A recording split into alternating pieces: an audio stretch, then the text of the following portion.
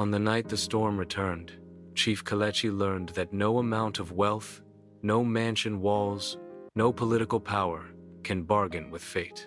The road he refused to finish, the one he stole from, rose against him. And on that road, his only daughter drew her last breath. This is the story of how a city's curse became a father's regret, and why the elders say, "The earth does not forget, and the rain remembers." The rain had not yet come, but the smell of it was in the air, thick, heavy, almost electric. From the balcony of his 3-story mansion in Okudu's wealthiest neighborhood, Chief Kelechi Okoro leaned against the marble railing, sipping a glass of imported wine. His fingers tapped lightly on the cool stone as he watched the streetlights flicker on, their glow stretching across the wet road like broken lines of gold. From here, the city looked like it belonged to him. And in many ways, it did. He was not just a politician, he was the politician. His name alone could open doors in the corridors of power. Contracts were awarded at the sound of his voice, and problems vanished at the wave of his hand. People called him the People's Man, and he liked the sound of it, even if the people themselves often muttered other names behind closed doors. Tonight, the mansion buzzed with activity. His wife, Ifeoma, was hosting a charity dinner for foreign investors. Downstairs, waiters in white gloves moved briskly, setting silver trays with steaming pepper soup and suya skewers for the guests. Somewhere in the background, soft high-life music floated from hidden speakers, blending with the laughter of politicians and businessmen who were here not for charity, but for access. Chief Kelechi glanced at the glittering crowd and smiled to himself. They think I am doing them favors. They don't know they are feeding my pocket. 6 months ago, he had stood on a stage, microphone in hand, promising the people of Okudu that the Ogbata Road rehabilitation project would change their lives. No more potholes, no more flooding, he had declared, raising his fist like a man ready to fight for the masses. The crowd had roared, banners waved, drums beat. Hope had swelled in the air like the first rains after Harmattan. But hope was expensive, and in politics, expensive promises were rarely kept. Behind closed doors, the project was nothing more than an ATM. The budget, inflated. The contractors, his cousins and loyalists. The materials, cheap and substandard. Bulldozers had rolled in, tearing down roadside shops, felling old mango trees that had shaded market women for decades, and digging deep trenches for drainage. But when the noise of construction faded, so did the workers. The site was abandoned. Now, Ogbata Road was worse than ever. Muddy gullies, stagnant pools, and craters that could swallow a small car. Abandoned construction site, rusting bulldozer parked carelessly, stagnant green water and half-dug ditches. In the mansion's main hall, a man approached, his voice low. "Chief, the governor is here." Kelechi straightened, adjusting his clothes. He descended the staircase slowly, each step deliberate. A king entering his court. The governor greeted him with a politician's hug and a firm handshake. "Chief Kelechi, you're still the only man in Okudu who can make a budget stretch without breaking," the governor joked. They both laughed, knowing the double meaning. As the night wore on, deals were whispered over plates of goat meat, jollof rice, and bottles of red wine. Foreign investors shook hands with local power brokers, and Chief Kelechi moved among them like a conductor, directing the symphony of greed. But outside the gates of his mansion, Okudu told a different story. Market women closed their stalls early, afraid of being caught in the nightly flood that turned Ogbata Road into a river. Motorcycle riders swerved dangerously to avoid potholes deep enough to break axles. Taxi drivers cursed under their breath as they inched through traffic jams caused by half-collapsed drainage ditches. Nobody in those streets could afford the luxury of forgetting the promises Kelechi had made, but they also knew better than to speak too loudly. Power in Okudu was a blade. You didn't hold it by the sharp end. It was almost midnight when Kelechi finally stepped outside to breathe the cool night air. The party still hummed inside, but he preferred the quiet of the garden now. He lit a cigar and exhaled. the smoke curling into the dark. From somewhere in the shadows, the old night guard, Baba Tunde, spoke without turning his head. "Sir, the rain is coming." Kelechi smirked. "Good." Baba Tunde hesitated. "Yes, but when the rain comes, it remembers where it has been." Kelechi frowned slightly at the old man's strange words, but said nothing. Politics had taught him to ignore omens and superstitions. By the next morning, his attention was on other matters. Plans for a family trip to Paris, meetings with oil company executives, and a proposal for another development project that would, conveniently, pass through land he secretly owned. He had long since stopped thinking about Ogbata Road. After all, when his family needed to go anywhere important, they didn't take that road. When they needed medical care, they didn't queue at the city hospital. They flew to London or Dubai. For Kelechi, the broken road was a problem for other people. But as the clouds gathered again in the afternoon, low and heavy, the words of Baba Tunde crept back into his mind. When the rain comes, it remembers where it has been. He shook it off.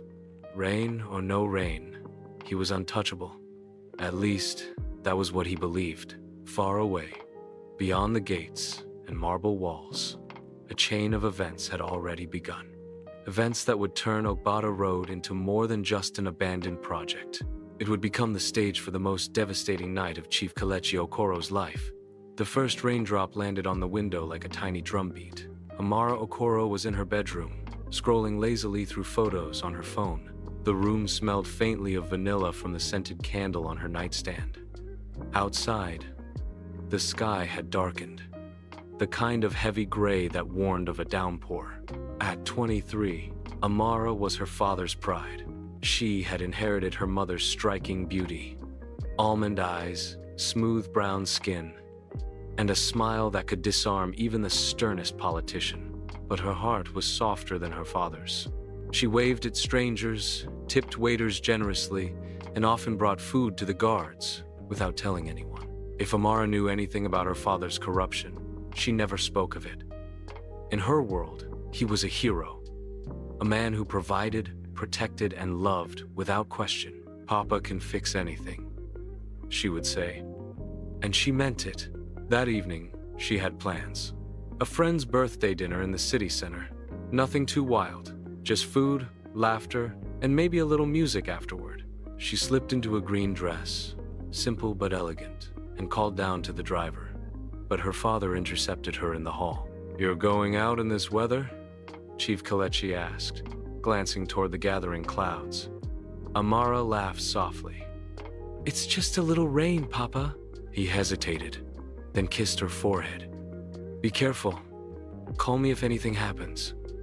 She nodded, grabbing her purse. "Always." The rain began halfway to the restaurant.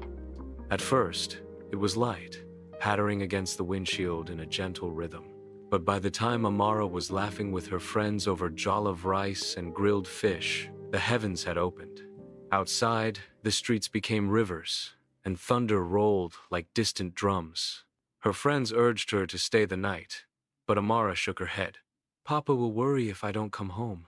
She didn't mention it, but she also hated the idea of waking in someone else's house, wearing yesterday's clothes, and driving back through the city with her hair a mess. So she said her goodbyes, wrapped a light shawl around her shoulders, and stepped into the humid night. She decided to drive herself. Her driver had taken the evening off to see his family. The rain was relentless, hammering against the car roof, wipers swiping furiously but barely keeping pace. Streetlights flickered, and in places, the road seemed to vanish under sheets of water. Ogbata Road was her only direct route home. She had driven it countless times before, but tonight it was different. Pools of muddy water hid the potholes beneath, and the half-collapsed drainage trenches gaped like dark mouths. She gripped the steering wheel tighter. "Just a few more minutes," she told herself. Then it happened. A motorbike swerved ahead of her, narrowly avoiding a deep hole in the middle of the lane. She reacted instinctively, twisting the wheel to avoid the same fate. The tires lost grip on the slick road, and in an instant, the car spun sideways, sliding toward the edge. The impact was deafening. Her car slammed into the concrete road divider, crumpling the front end. The airbag exploded against her chest, knocking the breath out of her. Pain bloomed sharp in her side, and her vision blurred. Through the rain, she could see shadowy figures running toward her. Voices shouted over the storm. "Somebody help! She's bleeding!" In typical Nigerian fashion, a few people suggested rushing her to the hospital in someone's car, but others hesitated. "Wait, no, isn't that the governor's friend's daughter?" One whispered. "Yes, that's Chief Kelechi's daughter," another replied. A tense silence followed. In a country where helping the wrong person could bring trouble, no one wanted to be accused later of kidnapping or assault. They decided to call the police, who then forwarded the call to her father's personal security team. The call set off a chain of delays. Chief Kelechi's security detail ordered them not to move her until an official medical team arrived. The rain pounded harder, soaking Amara and her rescuers as they waited under dim streetlights. The minutes crawled by. When the ambulance finally arrived, escorted by 2 black SUVs from her father's convoy, nearly 30 minutes had passed since the crash. The medics worked quickly, strapping her to a stretcher and loading her into the back. "Nearest hospital. Drive!" one shouted. Half a kilometer ahead, a wall of brake lights burned in the darkness. Cars stretched as far as the eye could see, trapped in a massive gridlock. The storm had overwhelmed the drainage, and the worst section of Ogbata Road was now a flooded choke point. Vehicles had stalled, blocking both lanes. The ambulance slowed, then stopped. The driver cursed under his breath, trying to maneuver around the mess. But there was no space. Not forward, not backward, and many potholes. In the dim light of the ambulance, the medic checked Amara's pulse and frowned. "We need to move," he muttered. "We need to move now." But the rain kept falling. The traffic stayed locked, and the road, the same road her father had promised to fix, held them hostage. By then, the clock had already started ticking toward the moment that would change Chief Kelechi's life forever. The wail of the siren cut through the storm, but it did little to move the wall of cars ahead. Red brake lights shimmered in the rain, turning the night into a blur of crimson and shadow. Inside the ambulance, the air was tense, heavy with the smell of wet clothes, antiseptic, and fear. Amara lay strapped to the stretcher, her eyes half closed, her breath shallow. The medic at her side kept wiping rainwater from her face, murmuring words she could barely hear. Her chest rose and fell unevenly, every movement drawing a wince. "Driver, find another way," the lead medic barked. "There's no other way." The driver shot back, gripping the wheel in frustration. "The whole road is blocked. The gutters overflowed, water's knee deep ahead." In the distance, horns blared, and frustrated drivers shouted over the storm. Some leaned out of windows, waving angrily at the ambulance to find another road, as if one existed. A tanker truck sat stuck in the middle of the traffic, blocking the road like a wall. Its dead engine trapped every car behind it. The medic cursed under his breath. "We can't just sit here. She's losing blood." The second medic glanced at Amara's arm. "Pulse is dropping." He reached for an IV bag, his hands moving quickly but with the sharpness of someone who knew time was running out. In the convoy SUV behind them, Chief Kelechi's security team argued over the radio with other officers. "You must clear the road. This is Chief Kelechi's daughter," one shouted.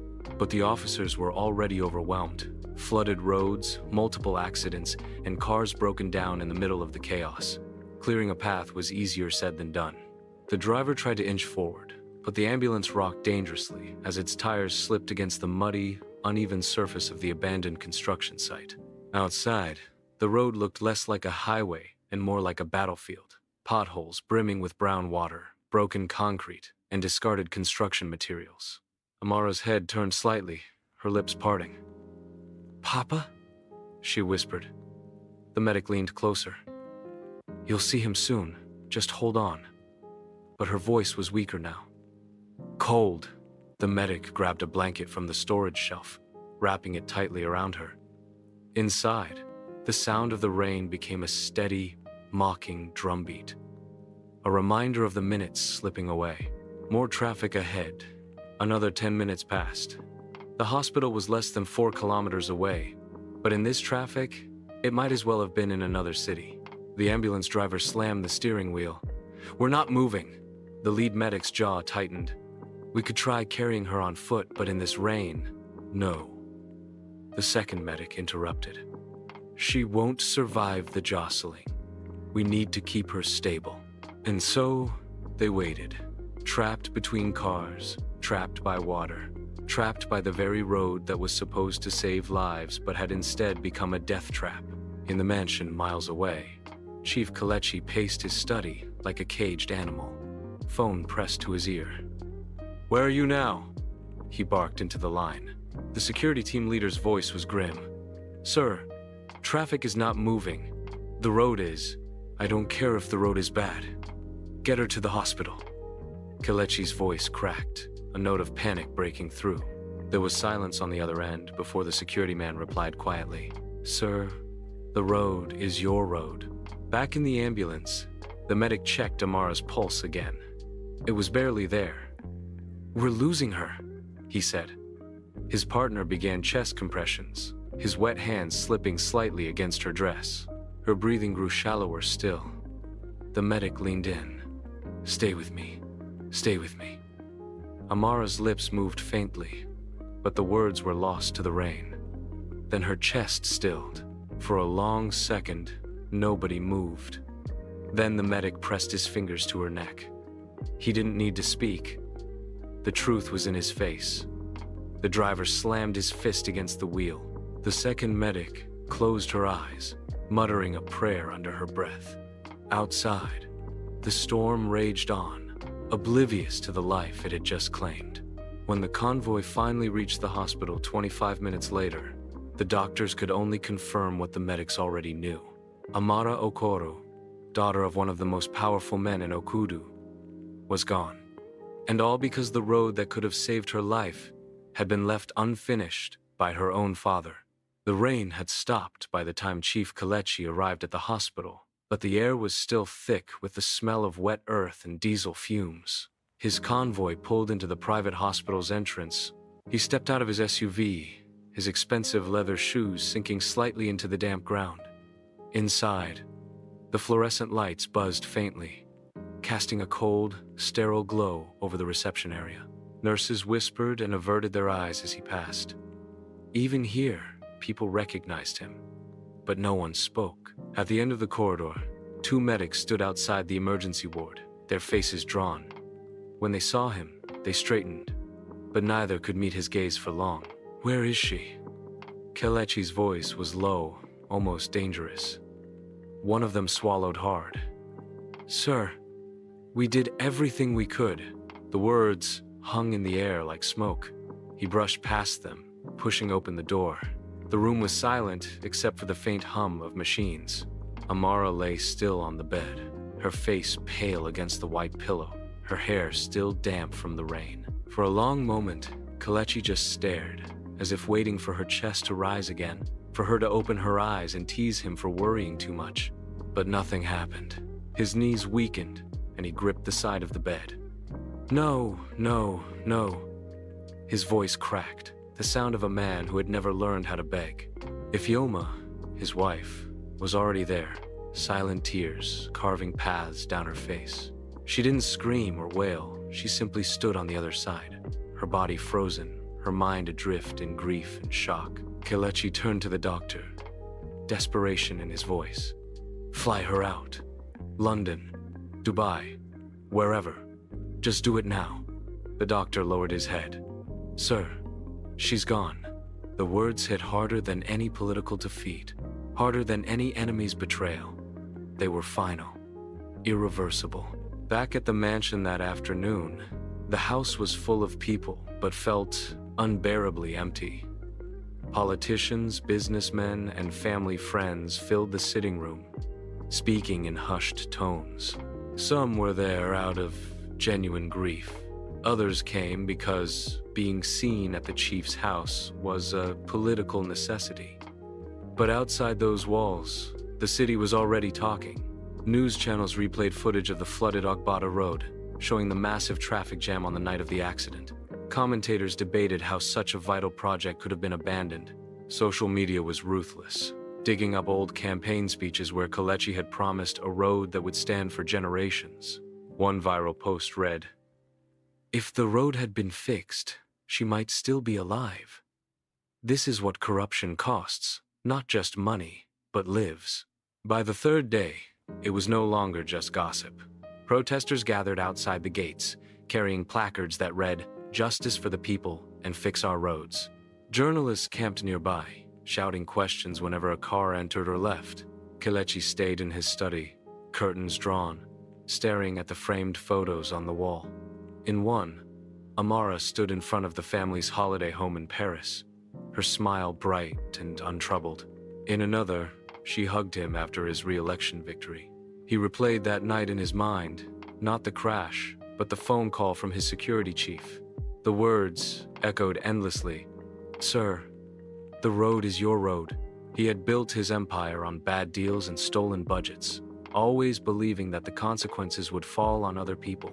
And for years, they had. Until now, for the first time, he understood what Baba Tunde had meant. When the rain comes, it remembers where it has been. The governor called, offering his condolences and political advice in the same breath. "Chief, you need to release a statement. Shift the blame to the contractors." Kelechi hung up mid-sentence. The usual political games felt meaningless. The road, the money, the power, none of it could buy back a heartbeat. That night, alone in his study, he wept for the first time in decades. Not just for Amara, but for the hundreds of nameless faces who had died on roads he never fixed, in hospitals he never funded, in floods he never prevented. Moral of the story: whatever evil you do today will come back tomorrow, often in ways you least expect. The seeds of greed you plant may grow into trees that block your own path. In the end, no wealth, title, or power can shield you from the harvest of your own actions. In the weeks that followed, Okudu carried the weight of the story like a stone in its chest. The posters from the protests faded in the sun, but the whispers did not. People spoke of the unfinished road as if it were alive, an open wound in the heart of the city, a curse that had finally found its way home. Chief Kelechi rarely left his mansion. The laughter that once filled its halls was gone. The charity dinners were canceled, the political meetings postponed. He would walk through Amara's room sometimes, touching her books, her perfume bottles, her dresses still hanging in the wardrobe. Each time, the silence pressed harder on him. One evening, Baba Tunde, the old night guard, found him standing in the garden, staring at the horizon where the storm clouds gathered again. "Sir," Baba Tunde said gently, "you have learned what many refuse to see." Kelechi's voice was hollow. "That power is nothing." The old man shook his head.